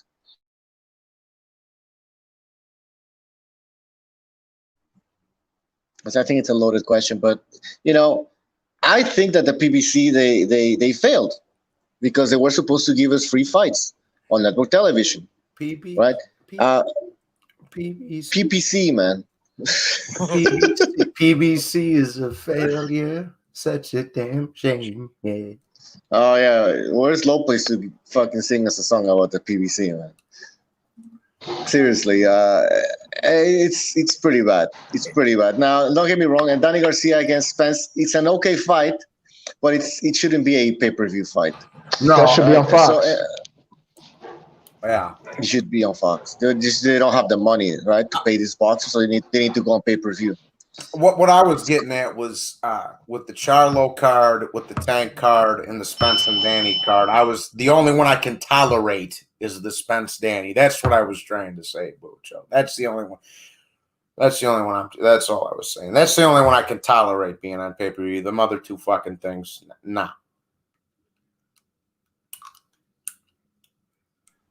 Yeah, that's a good point. That's a good point. But still, we're getting just too many pay-per-views. Mm-hmm. Too many. Why is Tank Davis and Santa Cruz a pay-per-view as well? That thing's gonna bomb, dog. That's just gonna do. Does it crack 100,000? You think? Wow, that's But you know what's on Saturday on that same night, right? What is UFC? Yeah, Gaethje versus Khabib. It's gonna devour this fucking pay-per-view. Yeah. Oh, Khabib is a big name, man. Yeah, it's Khabib and Gaethje. Yeah, they're gonna get destroyed, dog. Oh my god. Nah, Tank is a pay-per-view star. Leonard, that'll be fucking big ass mouth will last. Do you think? See, these people. Go ahead. No, I was just gonna say. No, go ahead, Butcher. No, I forgot. My bad. I think these people got it all wrong. They think that the way to create a pay-per-view star is placing them on pay-per-view. They're getting ahead of themselves. That's not how you create a pay-per-view star. See, the PBC and Al Heyman, they never understood the formula for creating a popular boxer. Like, for example, and I mentioned this before, Gennady Golovkin. Why was he popular? It wasn't just because he was saying Mexican style, and everybody was going crazy. Like all the Mexicans were like, "Oh, he said Mexican style. Let's go watch his fights." And it wasn't because it's not because he's white looking. That's not the reason why. Obviously, people with low IQ will believe this, but that's not the reason why. The reason why Golovkin was popular was because he was knocking his opponents out. He wasn't slapping. He wasn't dancing around and talking shit. And then when he got into the ring, he just put everybody to sleep. No, he was knocking people out. He was fighting consistently 3 times a year. He wasn't like Keith Thurman, who all of a sudden disappears after one fight, like Errol Spence Jr., who fights once a year. Remember when Spence... Yeah, exactly. One time, yeah. Guys, another good example, Spence Jr., after he went to the UK and beat Kell Brook, big win, very big win, away from home. What happens? Nothing. That guy disappears. It's like, you got to build on that momentum. Exactly. Just beat fucking Kell Brook. But that's the thing. These people don't know shit about boxing. They don't know how to create superstars. But yeah, they love to cry. And they're fans as well. They love to cry and blame everybody for these boxers not being popular. Oh, you're just haters. No, you just don't understand the game. Mm-hmm. I got a question about Tank Davis. I mean, would you guys agree, for example, Lomachenko, Linares, and that was quite a big fight, obviously, and stuff like that. Who is Tank Davis's biggest, I guess, PPV / biggest win on his card in his career right now? Shot Gamboa. That's about it. One of the two. That's not saying much then, is it? Would you agree? Or am I just talking shit? No, I think about this too, bro. As bad as Tank Davis's resume is, Devin Haney's is even worse. That's true. Right. But Davis started a little bit before than Devin Haney, no? Yeah, I know. But like his career... Yeah, plus still, I mean, Floyd yeah. behind him as well to a degree, isn't he? Yeah, what has Floyd done? What does Floyd do with your career? Like, you're a boxer, you go with Floyd. What do you get out of it? Take your money. And mismanage your career, basically. Mhm. I mean, Well, does Floyd need to look in the dictionary about the definition of manager, because he's not fulfilling it really? that's TMT Promotions, yeah. Yeah, some of you need a thesaurus more than you need to worry about what's going on in the boxing world. Real talk, dog. It's true, man. That's true. You know, Everybody in the chat saying Pedraza. Yeah, go ahead. No, and I'm saying, like, some of these guys forget that the PBC welterweights, they didn't want to, no part of Errol Spence Jr. until he flipped his card. Well, Porter was the one who had the stones, to go up to him, but then afterwards, he flipped his cards, and then all of a sudden, Keith is running his mouth again about Errol Spence. He wants that fight. Now Danny got that fight. His spoiled ass. It's unbelievable. Exactly. But when Crawford offers him a contract, they're like, nah, we'll get back to you. They don't even, and they don't do it. One thing I like about Sean Porter, he actually keeps himself relevant in the sense that he tries to fight top fighters as often as he possibly can. Plus, he's commentating in is it Showtime or whatever? So he tries to keep himself relevant in that capacity. I feel more anyway. Sean Porter is one of my 10 favorite fighters in boxing at the moment. Ken Shiro, that guy, he's a class act, and he's a tough kid, and he always brings it, man. I fucking like Sean Porter a lot. He's one of my favorites at the moment. Yeah, I mean, I met him in London when Floyd Mayweather came on. I met Floyd and Sean Porter and Anthony Joshua in the Greenwich Hotel when they had like a black tie event. And Sean Porter, I spoke to him about a good 5 minutes. And he was a real nice guy. I really respected him, and he was very down to earth. And I wish him the best, Sean Porter. Did you know? If there's if there's one welterweight in that stable that deserves, a Pacquiao match, is definitely Sean Porter. That would be really an awesome fight. By the way, on that telly, he's asking, do you guys believe Spence against Sean Porter did over 300,000 pay-per-view buys? I don't think so. No, that's my opinion. I don't. That's too much. Wow, for a unified, you don't think for a unified that even did 300,000? No, I don't care if it's a unification fight. And Indongo against Crawford was a unification fight. I don't think Sean Porter is that big of a star to begin with, and neither is Spence, to be honest. I mean, everybody brags about how many pay-per-view by Spence did against Mikey Garcia, but those numbers came from Mikey Garcia's side, right? Yeah. So 300,000 is just a little bit too much for me, and they do manipulate these numbers. So no, I don't believe it. And we'll see. Listen, maybe we'll see what happens with the numbers in the Danny Garcia against the Errol Spence Jr. fight. But again, they're gonna manipulate the numbers, maybe. I guess we'll never fucking know. I reckon if Crawford fought Kell Brook in England, I reckon they can easily fill. Not Wembley Stadium, the O2 Arena, and probably get 25,000 at the gate. Obviously, with the pandemic, I understand they can't. And I think they can get quite a few pay-per-views. I think they can do more pay-per-views in England than they fight in America, because at least in England, Kell Brook's known. Yeah, I agree. And even if Spence would fight again in the UK, I think Spence Jr. is more known in the UK than the United States. That's I think Wilder. That's kind of embarrassing when you think about that. That you are known in a different person's country than your own. That means you're not promoting yourself properly in your own country. Then, that's just my opinion. It's like boxing in the United States is a niche sport. There's other sports that Americans pay attention to other than boxing, and with the UFC also in the mix, that also can adversely affect their viewership. So yeah, I mean, it goes to show it's like boxing. It's here today, gone tomorrow type of thing. I could only hope that they do a better job of promoting it, but that's just me. I just feel like they're just. That's a good point. But why was Pacquiao, a non-American fighter, who started at bantam? What was it, flyweight or some shit? Anyways, yeah, he made his US debut, I think, in the junior featherweight division. Correct me if I'm wrong. Well, whatever. It was at 122 against Ledwaba. Yeah. Yeah. Okay. He ended up becoming a superstar. Now, how did he do it? Was it because he was properly promoted? I mean, I guess you got to give Bob Arum some credit. But again, he put the work inside the ring, right? He was knocking out all his opponents, moving up in weight, and still knocking out his opponents. So he became popular. And What? Yeah, go ahead. Yeah, and he fought some of the best Latino fighters ever, 100%. That helps. But he put in the work. And these other fighters, they don't put in the work. And it's not because boxing is like no longer one of the most popular sports in America. I mean, we agree with that. But it wasn't the biggest sport in the world, neither when Pacquiao became a superstar, right? So you can't fucking bitch and whine. It wasn't the biggest sport in the world. It wasn't the biggest sport in the world when Mike Tyson was in his prime, bro. It never was the big. It was exactly. It was. Here's what, Butch, let me just say this. Like when Ali and Ray Leonard and Tyson and all them guys were fighting, it was more mainstream than it is now. But it was never ahead of fucking football or baseball or NFL. Yeah. Yeah. No.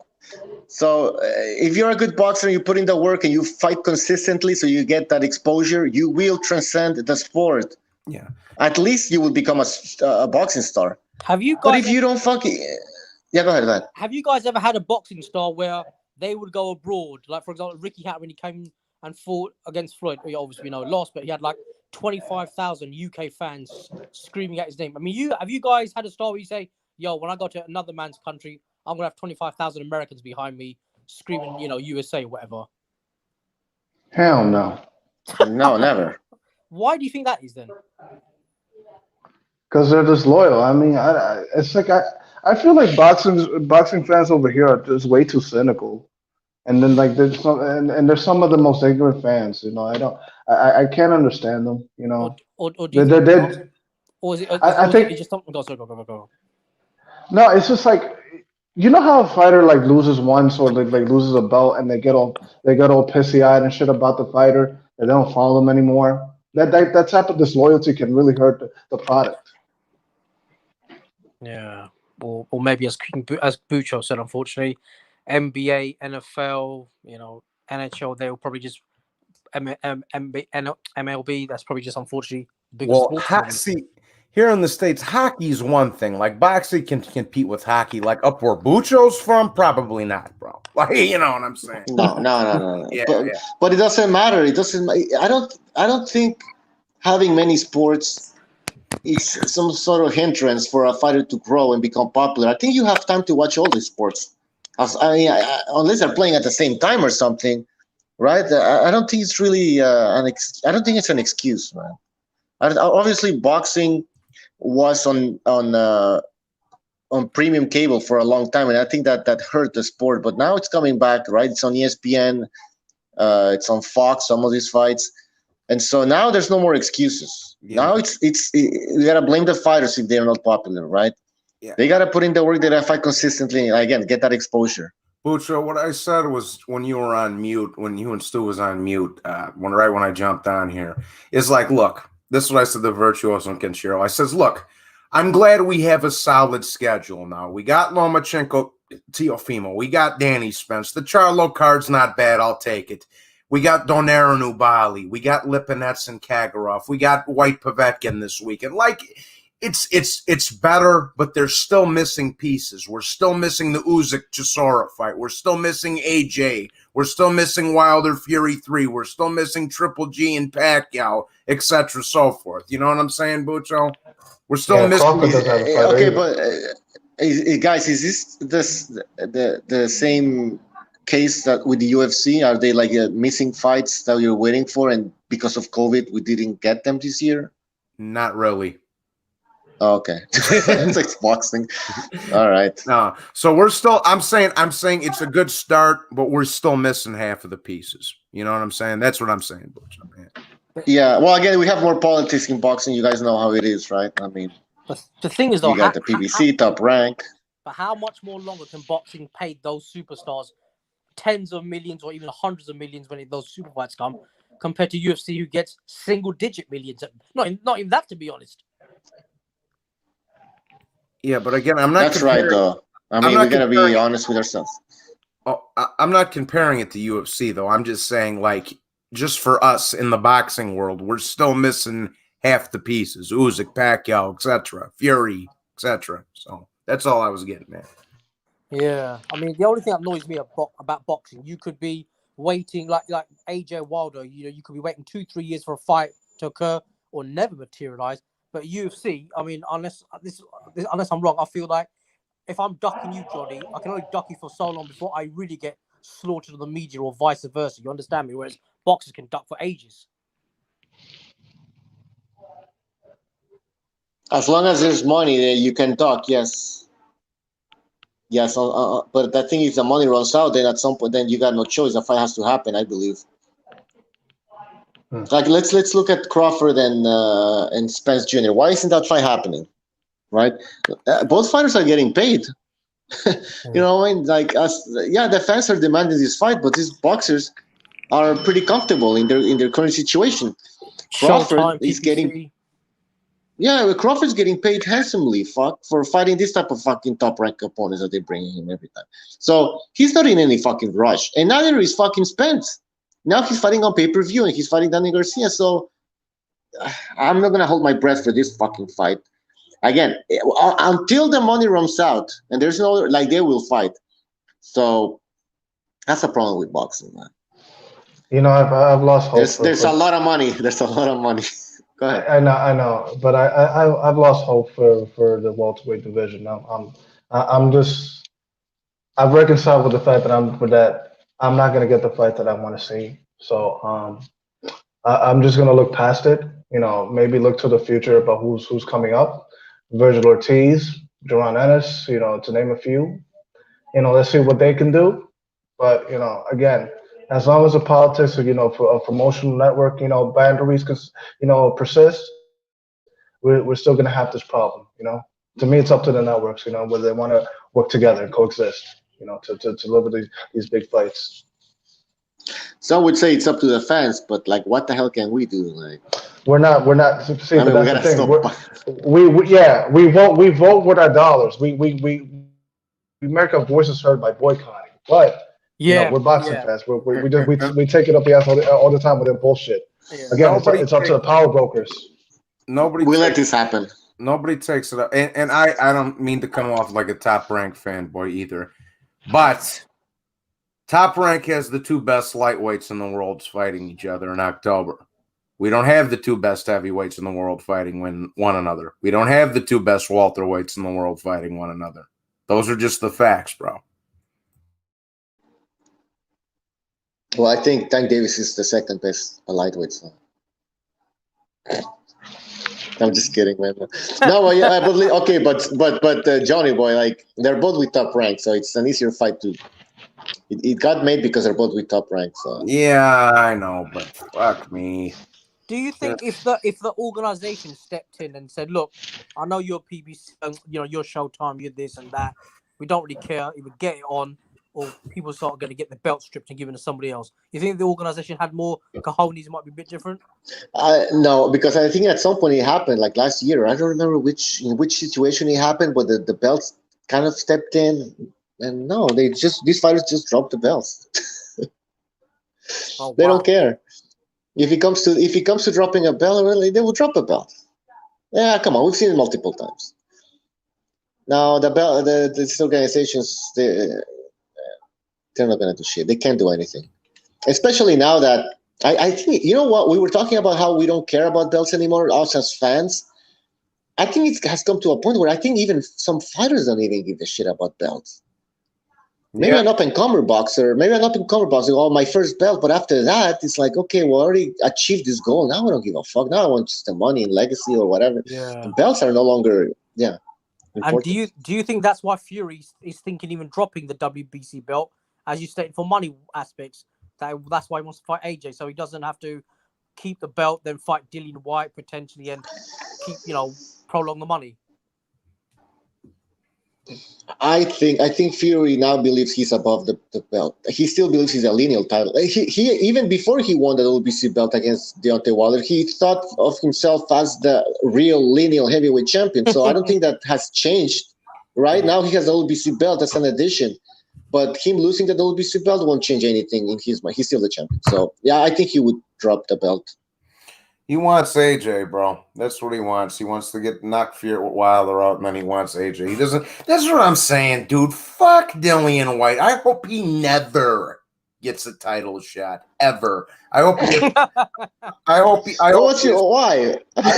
hope he has to wait another 8,000 days. Because I'm so sick of this 3-man circle jerk between fucking AJ White and Hearn. Every time Undisputed comes up. No. You can't fight AJ. You got to fight. You have to oblige the WBC mandatory and Dillian White first. Like, no, get the fuck out of here, dog. We all know who the 2 best fighters in the division are: Fury and AJ. Let's go. Hey, were you complaining when Wilder wasn't fighting Dillian White? Yes. Okay. So then forget about it. Like, or no, I just wasn't. where weren't you, man? No, Listen, I didn't give a fuck White about, should step aside. I didn't give a fuck about Dillian White then, and I hate him even more now. But so you just hate the guy. You just hate the guy. But let's be honest, Dillian White does not bring in the PPVs, though. Let's be honest. That's the only reason why. You think so? No, listen, I don't care. Listen, White should just step aside because we have a unification fight. It's coming up. He shouldn't interfere. He should just fucking wait. Yeah, exactly. And let's be honest, Dillian White still has to get through Povetkin first. Yep.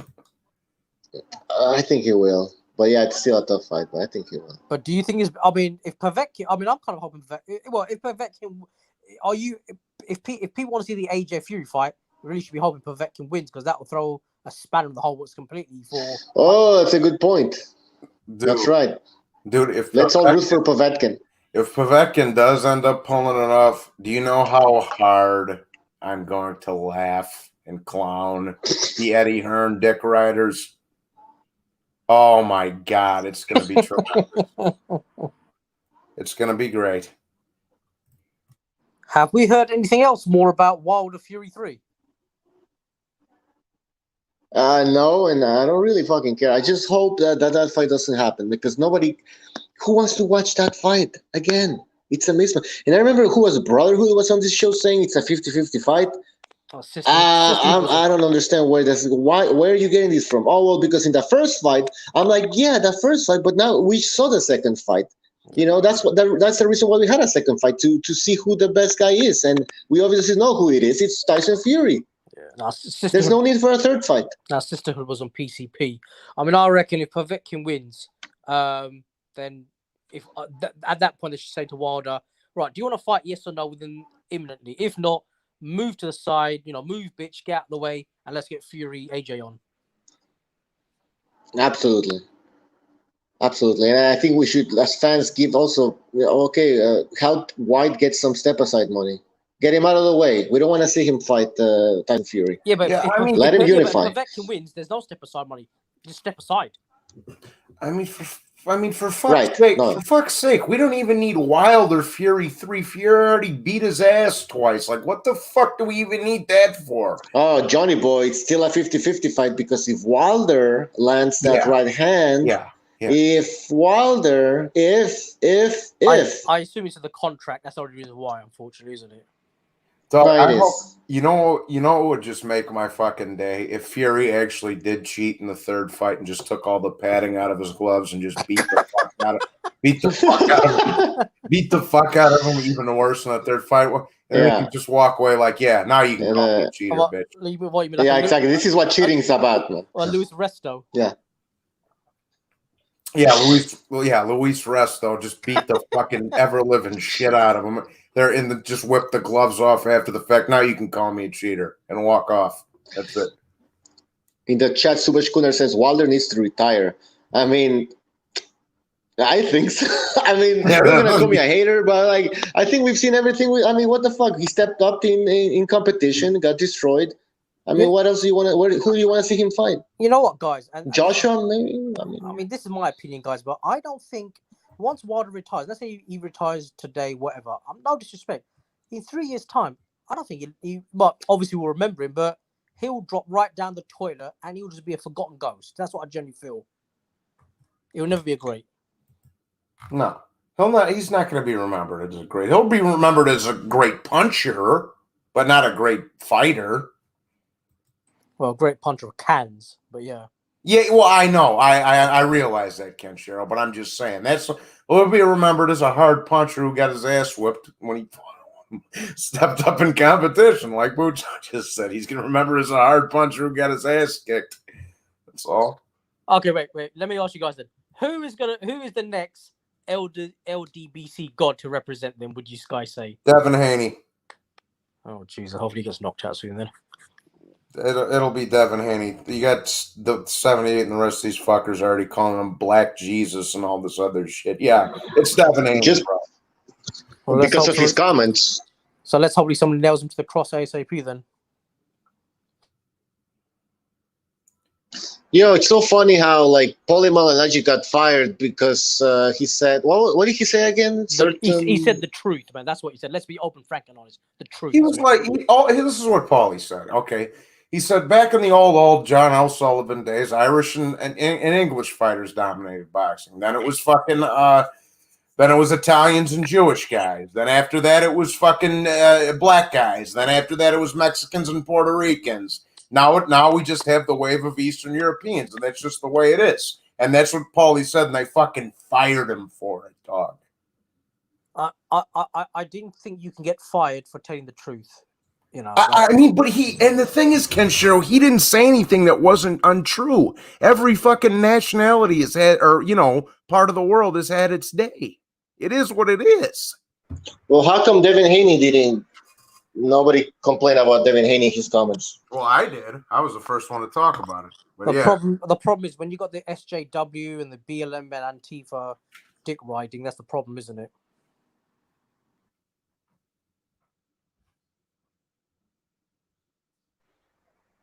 Yeah, I know. It's just unfair. And the reason why I brought it up was because we're talking about Devin Haney, and I think he's become a LDBC fan favorite because of the comments that he made.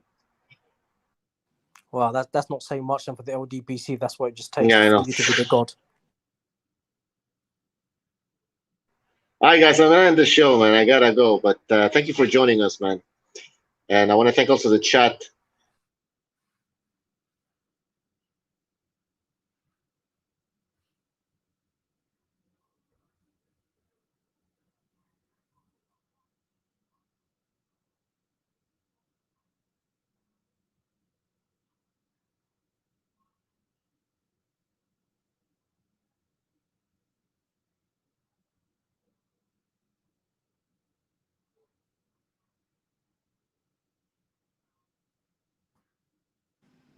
Cool. Well, thank you very much, guys, for having me.